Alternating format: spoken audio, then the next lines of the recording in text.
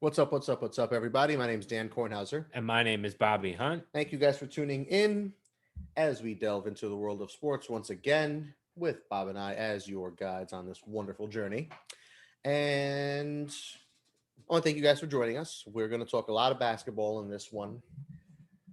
As much as I want to talk football, it's not quite time for that yet. But let's jump right into it, Bob. As we know, the playoffs are still going on. The Nets are moving on to the next round. They're playing the Bucks, which should be an amazing and a fun series. The Nets took care of business in 5 games, beat the Celtics, and we're going to keep talking about the Nets in a hot second because Nets and Bucks is there's a lot to talk about there, and that should be a really fun series, like I said. But let's let's focus on the Celtics for a hot second because not only is their season over, but they're going to have a lot of questions going into the offseason, particularly who's going to be their new head coach. Because Brad Stevens shocked the world and decided to step down as the Boston Celtics head coach. And he is going to take a position in the front office. Caught everyone by surprise, set Twitter on fire, and I don't know how I feel about it. It sounds kind of weird. Basically, he's going to be the vice president of basketball operations, and he's going to take over for Danny Ainge. That's what's going to happen. Danny Ainge is really the one stepping down, retiring, and he's going to be gone. And Brad Stevens is going to move into that front office role. I don't think it's going to be successful. I don't know if he's necessarily earned it to that level where he should be taking over there, but he has had some success. Celtics fans actually were probably frustrated with him more so than not after a couple years, but I think he's proven to be a good coach. But it is curious: is he ready to handle that job, and is it a good move right now? And who is he gonna pick ultimately to be a head coach? There's certainly going to be plenty of options when a prestigious job like the Boston Celtics job is up. But Brad Stevens picking his own players and heading the draft and leading the front office, is he ready for that? I I mean, doubt it. yeah, that remains to be seen. And it's just weird how it all unraveled. It kind of came out of left field. And even people, reporters and whatnot that are close to the team, maybe not, in the team, but, beat reporters or whoever covering for ESPN or some other affiliate or whatever, even they were kind of shocked. And it was a little weird. And it sounds like Brad Stevens on his end, why he wanted to take a hiatus from the position of head coach and move into a front office role was because he was tired from the bubble and coaching, I guess, was getting to him and whatever. But really, Brad? Really? You got tired? You want to tell us how exhausted you are? How many minutes did you play? Oh no, you were running up and down the sideline. You were coaching. No, no, I know. You got to strategize and watch film and scout and stuff like that. And that takes hours. Yeah, You're probably, your eyes are probably absolutely. very tired after staring at a computer screen or a television screen or whatever for 12 hours a day, every day for the entire NBA season. I get it. But you're tired, Brad? Really? That's why you're stepping away from coach? Or is it because you realized you're not quite right? All these wins, and I think he's got the fourth most wins as a Celtics head coach. But you But that's a made you made you made what, three Eastern Conference Finals? Never made a chip. Could never get over the hump. And now this year, dealing with injuries, dealing with a weird schedule, but everybody is. Your team makes the playoffs, literally average. I think 36-36 was the final record. And Jalen Brown getting hurt did not help your playoff cause at all. But it's very much a franchise whose direction is now in question. And it was a direction that was in question even before this move was made. And even though Danny Ainge was reported, I think yesterday or something like that, that he was going to be stepping down or moving on from the Celtics and retiring, quote unquote, from their position. Now the rumors are he might be going to LA for the Clippers. Might take a job with the Clippers front office, or in some capacity with the Clippers is the hot rumor on that front.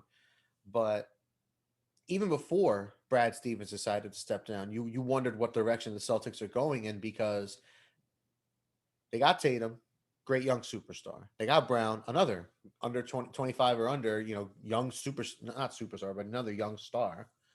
And you got some questions with Smart and how else are you going to tool around them and stuff like that. But this is an interesting way for Boston to start their off season. And I don't know if this is a sign that they're going to just totally rebuild it. If they're looking, what kind of coach are they looking at? I think Jason Kidd was one of the top rumored coaches that the Celtics are interested in right off the bat. I can't remember who the other one was. Well, one of them was potentially Lloyd Pierce, who was the Lloyd former Pierce, Atlanta Hawks head coach. Right. Which is ugly, to say the least. Mm-hmm. But basically, the Celtics have some soul searching to do. It's going to be a curious offseason for them. But I don't worry too much about them. I don't think they're in a terrible place where they're trending down either. But I also don't see them necessarily trending up. It's a question, who's going to be the coach now? And if you're Brad Stevens, to bring it back to that, it's a good opportunity. They probably figure, all right, you guys have been tied at the hip. Danny Ainge is stepping down. Let's give it to someone that's familiar with the organization, has been following the same blueprint. We believe in that vision, and we'll support him. And he's still going to get paid well. He's still going to be in a very prestigious position. Mm-hmm. Head of basketball operations for the Boston Celtics. That's awesome. So, yeah, he's not coaching, and he has his own maybe doubts or that people can cast on him. Our perception, you saying he only made conference finals. He wasn't able to get over the hump and get to the NBA finals. All true. It's fact. Yeah, I'm not talking smack. It's a matter of fact. You got there. You were good enough to get there as a rookie coach, and you made waves in your first few years in the league, but you were never quite right. With that said, a lot of those years they overachieved, but still they weren't able to get it done, and championships are what matter. We measure every team by that, not whether they finish as runner-up or Final Four or anything. No one remembers second. Exactly. So the Celtics have some things to do, but that wasn't probably the biggest coaching shock today in basketball. No, it was not, because Coach K has decided to step down. He will be retiring as head coach at the end of this upcoming season. And I think he's like 75 years old or something like that.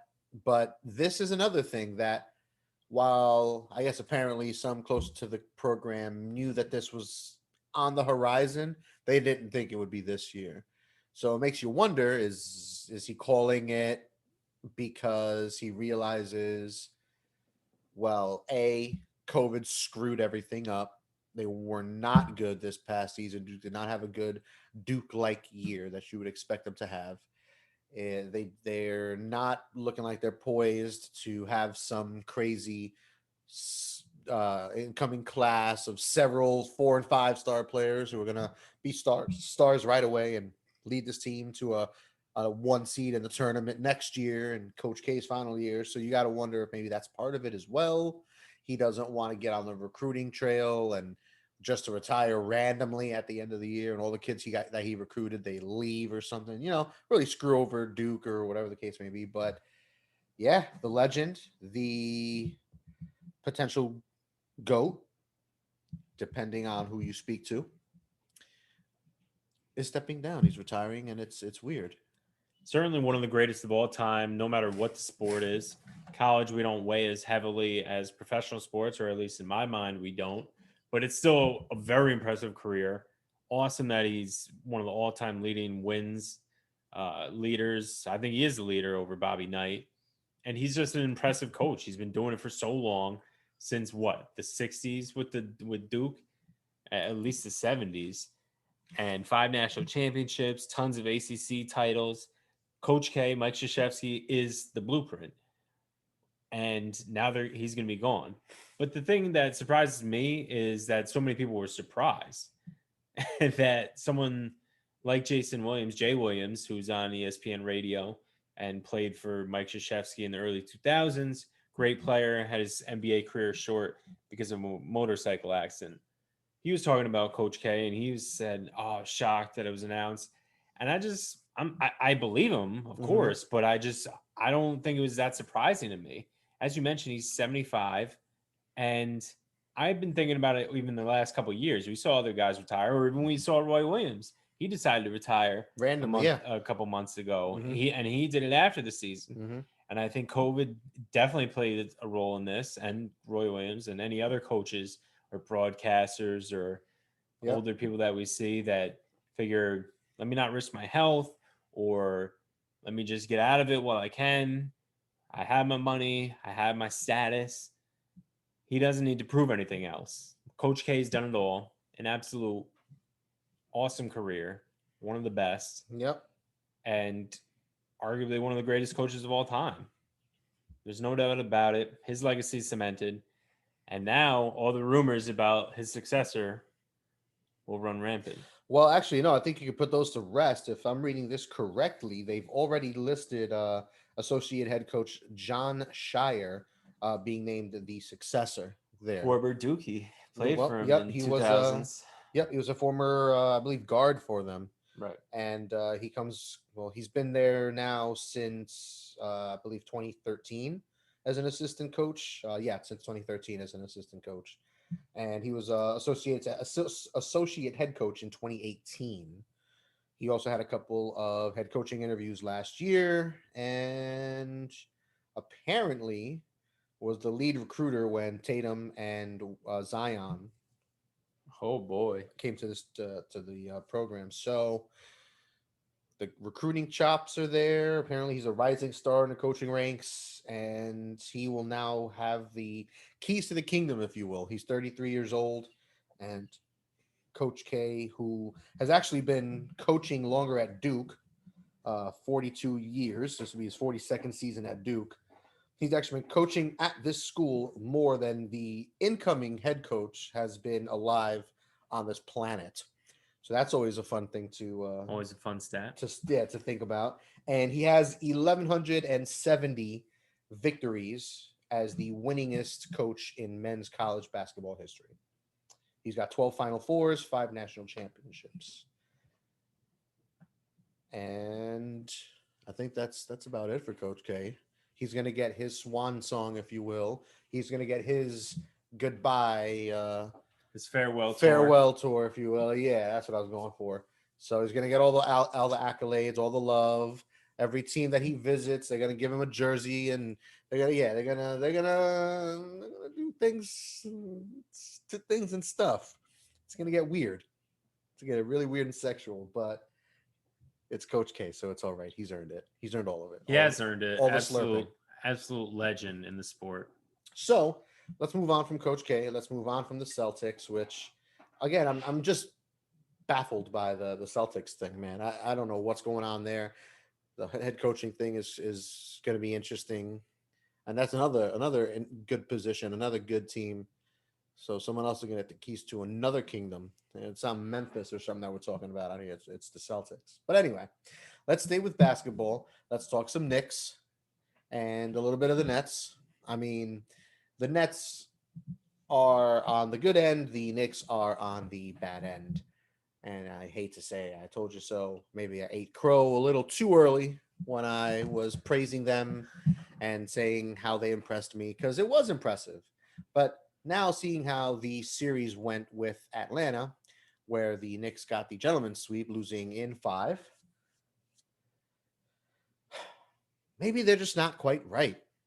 They're not quite right. They weren't ready for it. They weren't quite ready. I was saying it all year. I caved at the end of the year. And basically how it looks now, it looks like they just busted their ass all season. They played hard every single game. Nobody took any nights off. And while nobody else in the NBA gave a shit about winning, the Knicks wanted to win every single night. They played hard every single night. They played defense better than anyone in the league every single night.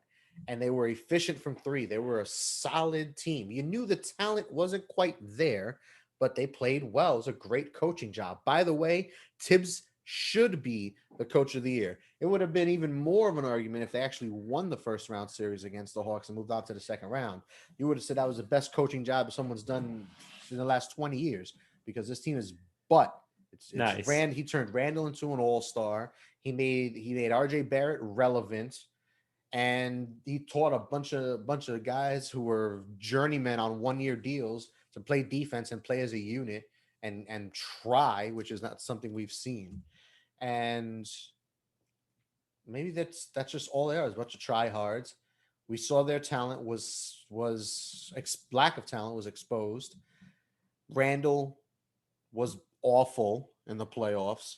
He was not anywhere near the All Star that we had seen all season. He was nowhere near that that franchise player that he was this whole season, and that's a big reason why the Knicks lost in five. They were dreadful. There's no doubt about it. There's no getting around it or beating around the bush. They were bad. They got blown out in the last two games. Game 4 in Atlanta, Game 5 tonight. We just saw that hideous display. Knicks were down double digits for pretty much most of the second half, and they just couldn't compete. It was still a good season. Overall, a lot of things improved. Not only Randall being the most improved player and showing out during the regular season, but Barrett got better. We saw something on Reggie Bullock. We saw Derrick Rose isn't completely washed up. Quickly maybe looks like a player, but still a disappointing end. Expectations change. Yeah, when you get the 4 seed and you're hosting a playoff series, you hope to win that. But Atlanta showed they were more talented. We talked about that, but we thought the Knicks would play better defense, but they didn't. The Hawks stepped up their defense. Mm-hmm. Knicks had no answer for Clint Capella. It didn't help that they didn't have Mitch Robinson, who they didn't have at the end of this second half anyway. Mm-hmm. Didn't help. Nerlens Noel was playing with an injury halfway through the series, so ultimately the Knicks fell short of where they wanted to go, which is the next round at the very least. But no one expected them to be here either. So it's ugly the way it ended. Don't get me wrong, but overall, not a bad season.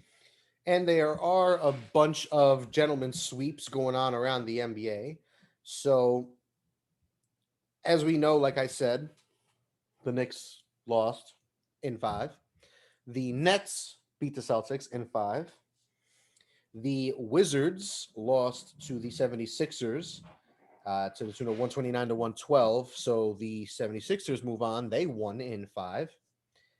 And it looks like the Jazz are well on their way. They are currently up in the second quarter by 22 points.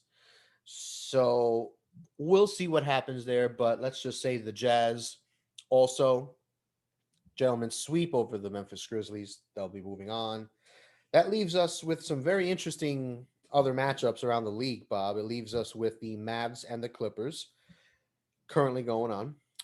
The Blazers and the Nuggets, which the Nuggets are up 3-2 after a thrilling double overtime win in a game where Dame Lillard just wasn't missing. Another dominant performance by Dame, showing why he is one of the best players in the league and a legitimate superstar. 55 points, 12 of 17 from three, 10 assists, 17 of 24 from the field overall. Literally half of his team's points. Well, not half, but he's been a unreal. good chunk of it, and he has been on another level this postseason. Dame's an absolute superstar. He can hit it from anywhere on the court. He's right up there with Curry as one of the great shooters the league has today. And he's carrying the Blazers. Unfortunate misses on a dunk by Covington in one of the overtimes. I think it was the second overtime. And Covington stepping out of bounds. They made some blunders. Now they're down 3-2 in the series. And these are two really good teams, top to bottom. I don't think the Blazers bench is maybe as deep. Oh yeah, I was gonna say So the that doesn't Blazers. help. The Blazers need more from their bench. Monty Morris for Denver played 41 minutes off the bench and had 28 points by himself, which, spoiler alert, was more than the entire Blazers bench combined. So you can't have something like that. And even despite that, they still only lost by 7. So if Portland gets literally anything from their bench, they win that game. They take a lovely 3-2 lead over Denver. and they look a lot better. But now they're facing elimination. Their next game comes on Thursday, the third, and the Suns also end up playing. Then the Lakers. The Suns are up 3-2. Bron is alone out there. They lost 115-85. Got blown out. It was literally just Bron and nobody else. Drummond is not looking like the piece that we thought he was going to be when he went there. He does not look good at all. They started Schroeder and Caldwell Pope. They played a combined 40 minutes and they went 0 for 10 in the Absolutely starting lineup. hideous. You can't have it. When do you see a backcourt doing that? 0 for 10. You can't have it in the regular 40 season. combined minutes from your starting guards. Unbelievable. That's embarrassing. And the bench didn't play much better as Caruso had 5 points and Wes Matthews had 5 points. So nobody shot well. Nobody showed up besides Bron. And this series is over unless LeBron channels his inner 2015 Bron and drops 45, 13, and 13 in each of the next 2 games, and they do something real special. I don't think it's going to happen. But, people have doubted LeBron before, and he's done special things. But this Phoenix team is not ass. This is a really good team. Chris Paul's presence there helped this team get to the next level. Ayton's actually been playing well thus far in the series overall. He didn't play well in the last game, but overall he's been playing well. And Booker had a great game. He showed up. Their bench showed up. The Lakers are just anemic all around. Do the Lakers have a shot, Bob, or is it over? If Anthony Davis isn't walking through that door and playing, it's over. I don't think they have enough to keep up. That's disgusting when Kentavious Caldwell-Pope and Dennis Schroeder score 0 points, go 0 for 10 from the field, basically don't contribute at all. At all. LeBron can only do so much. You need a team game, and the Suns are a good team. I could have done that. They have Chris Paul. They have Devin Booker. I'll go 0 for 9. DeAndre Ayton. I'll go for 0 for 9 right now. LeBron just doesn't have the supporting cast if Davis isn't playing. No, I don't give the Lakers much of a shot. Well, you're not wrong, and I can't disagree with you. Yeah. It's really bleak. Even with AD, they need a real 100% of AD. I don't know if he's going to be 100% in time.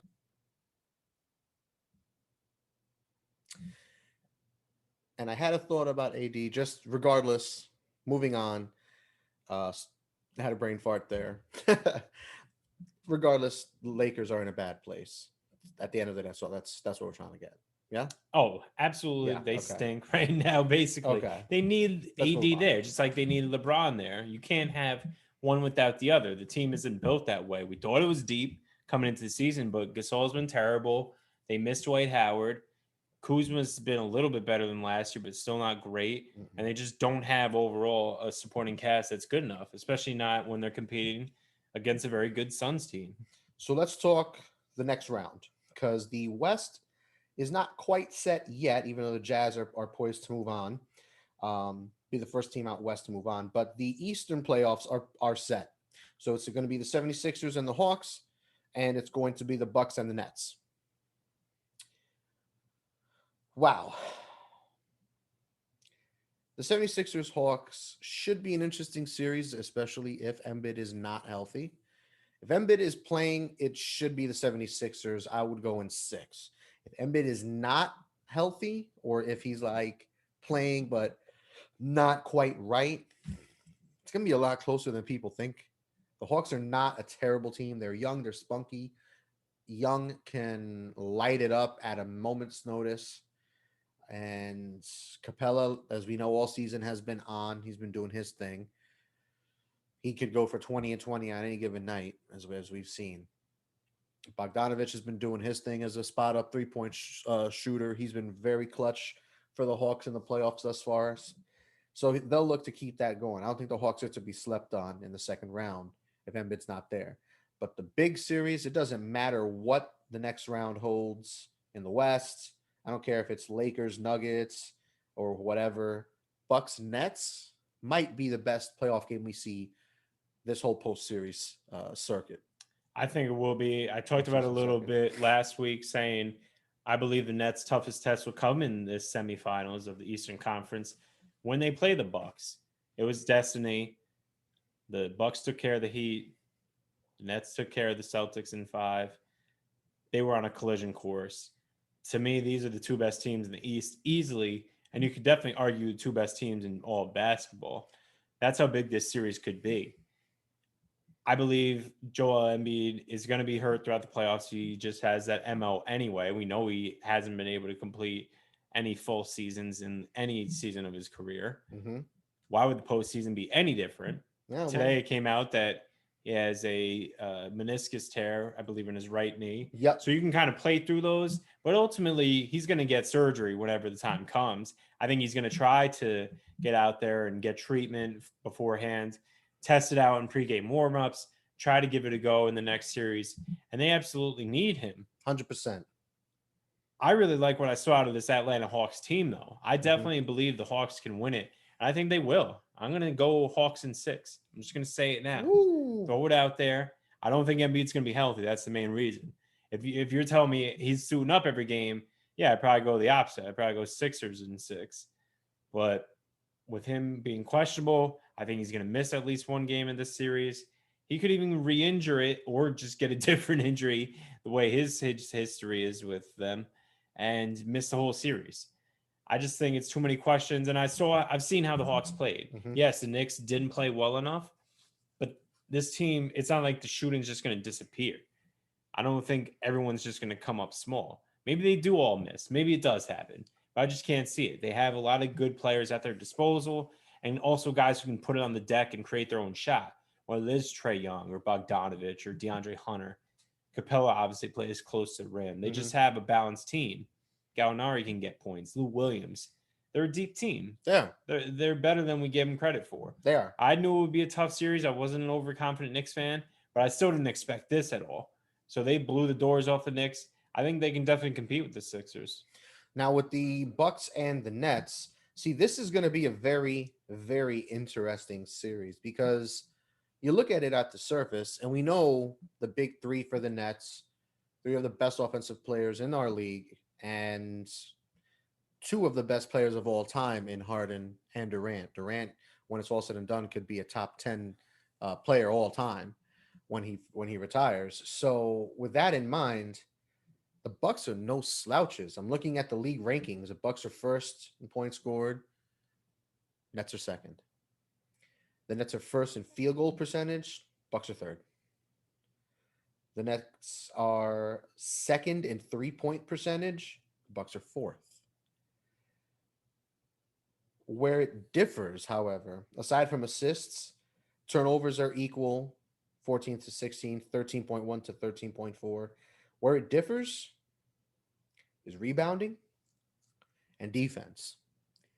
With the rebounding, the Bucks were the second best team in the league, the Nets 13th.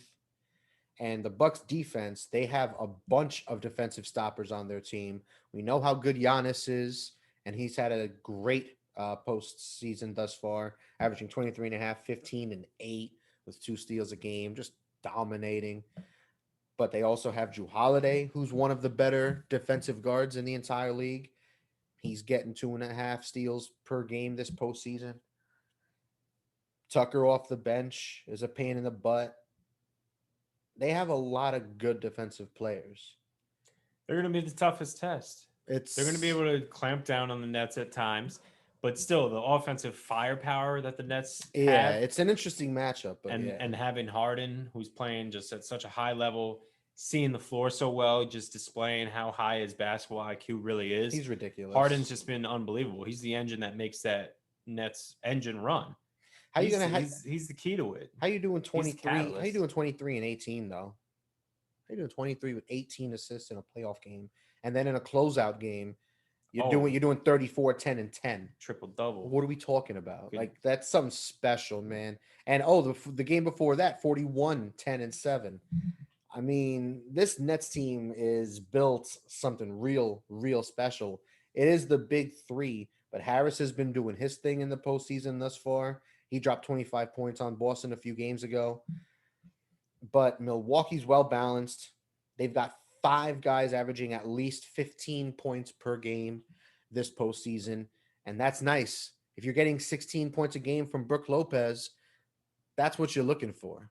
And I don't know if the Nets are going to lose this series, but if Giannis is on, we know Middleton should be good for 20 a game. But if Giannis is on and his shots are dropping, because they're gonna probably force him to shoot. They're gonna try to probably crowd the paint, treat him like they do Ben Simmons, although not as bad because Giannis will actually shoot. And he's actually been shooting better this postseason in terms of like, well, not better, but shooting 45% from the field. But he's taken more shots. He's not trying to be one dimensional. If they're going to give him the three, he's going to take the three. He's not doing well, but at least he's taking the shots to keep him honest. I'm really curious to see who guards Giannis because it's not going to be one of the big three. No. Who are they going to at least? Well, you know what? It might be at different points. It might be maybe Durant here and there. Maybe for if the they get size. rotated. Maybe. Do you really want Jeff Green on him? Do you really want? No, I think he's battling injury anyway. And that's then what I'm you saying. have like Nick Claxton and Blake Griffin. Gross. Can't have that. That's gross. Those both are disgusting. That's the thing with the Nets, where Milwaukee has the offense, as we've seen with the stats and the rankings. They've got the legit superstar MVP caliber player with a useful Robin and Middleton. And hell, dude, Jrue Holiday ain't a bad number 3. No, not at all. He's not a bad team. Number 3. This is a good team. We don't want to sleep on the Bucks. They finished where they finished for a reason. They're as good as they are for a reason. But who on the Nets is going to play defense? That'll be the big question, because we know the Bucks offense is on point. They match damn near stat for stat with the Nets. But is Brooklyn's defense going to step up? Are we going to see 135 to 130 every night? We might. Yo, we just might. But I don't know. Well, it's NBA basketball, NBA postseason. It's always exciting. And I just hope we don't see any more tomfoolery of fans spitting on people, insulting family members. Because I'm pretty sure I saw something about somebody harassing someone's mother and using racial slurs. Hopefully nobody's throwing bottles at players anymore, like that Boston idiot did the other night when he threw the bottle at Kyrie after the game or whatever it was. Just stupid. I'm glad that guy got arrested. I'm glad he got banned forever. He should be banned from attending any NBA game ever again. Matter of fact, he should be banned from attending anything basketball affiliated. NBA, WNBA, G League, D League, whatever. Nah, WNBA needs all the fans it can get. Rude. But he should be booted from everything. I'm glad he got arrested. I hope he gets charged. I hope he gets fined, because he needs to be made an example of. This entitlement that these fans are showing, that's ballsy, dude. You throw a bottle at the dude, really? What happens if you crack him in the head? Was it a glass bottle? I blame Gen Z. Well, it was a 21-year-old kid at a Boston game, unruly Celtics fan. See, that's the one thing I don't know. Was it a glass bottle or was it just like a water bottle? It looked like a water bottle. It looked like a Dasani bottle. All right. So if it was a glass bottle, I would be a little more enraged. Well, they don't sell glass usually in stadiums. I don't know what goes on in Boston, but anywho. So if it was like a glass bottle or something like that, I'd be a little more enraged. But regardless, it was an asinine move. That kid should have known better. I heard some take on the radio that made me pause and think for a second, like, well, maybe now it goes beyond just being a crazy fan. Now it's guys are gambling in the middle of a game, and if Kyrie at the end of the game cost this guy $10,000, maybe he got a little upset that he's out of money or something like that. And he let his emotions range. But yeah, I thought for a second, like, yeah, that would suck, but even then, you don't know how to act. You know how to act. Yeah. I get that he was young and being stupid and probably drunk and having a great time, and he was feeling big, but that nonsense has got to stop. Hopefully the next round people are more classy. Even in those cases where you gamble, Kyrie didn't cost you it. You cost yourself it. You That's made the it. bet. No Don't one be forced a gun to your head yeah, and made you gamble. So even if degenerate. that was the case, which we don't know, but even if it was gambling related, who cares? It doesn't change whether you know right from wrong and whether you should throw a bottle at someone at all. Period. Not just at a game and where you feel maybe that entitlement or that safety. No, there's repercussions. There will be consequences, That's and he's it. going to feel it in that jail cell. Well, with all that said, before I keep going and get too excited, um, I think we're done with basketball. What's next?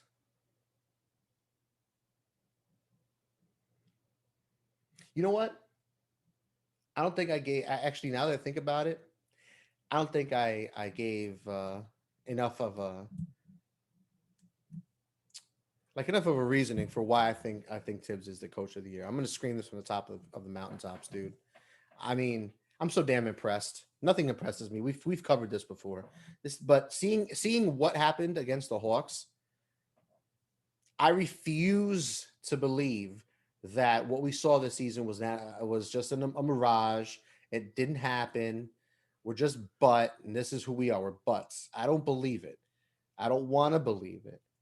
I think what Tibbs did this season was something historic. I think it was great.